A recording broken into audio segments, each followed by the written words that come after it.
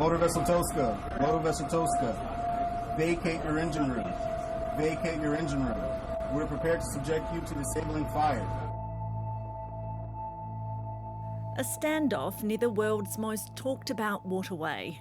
The US Navy issues a warning before following through on its threat. Okay, we gave the flare.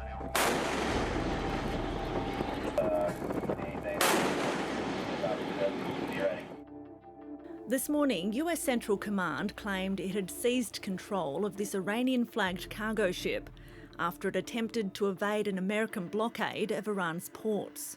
It's been a pretty wild ride. It does feel like 2 steps forward and 1 step back when it comes to these developments. I think that will be received by Iranians as an escalation, and they have already said that they will retaliate. For nearly 2 months, Iran has effectively blocked the Strait of Hormuz, preventing about 20% of the world's oil and gas from leaving the Middle East. But late last week, there appeared to be a breakthrough after Israel agreed to a 10-day ceasefire in Lebanon. Iran said that it will only open the Strait of Hormuz if that ceasefire is in place. On Friday Australian time, Iran declared the Strait of Hormuz completely open to commercial vessels. But less than 24 hours later, the decision was reversed. And the Islamic Revolutionary Guard fired shots at 2 Indian-flagged vessels after the US refused to end its blockade of Iranian ports. Well, obviously that is a disappointing development overnight. Clearly this is a situation which is in flux. Tomorrow, the next round of negotiations are due to be held in Pakistan, roughly a day before the 2-week ceasefire between the US and Iran is scheduled to end. President Trump has confirmed he's sending a team, including Vice President JD Vance. But tonight, Iran indicated it has no plans for a new round of talks. They're not respecting the promises. It seems that America is not serious at all. I think both sides are under a lot of pressure.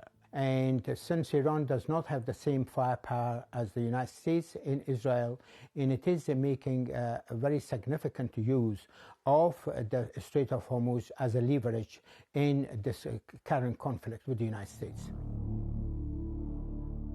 Overnight on social media, Donald Trump said the US would be offering a very fair and reasonable deal, but also threatened, once again, to target civilian infrastructure if Iran does not sign on, saying the US will knock out every single power plant and every single bridge.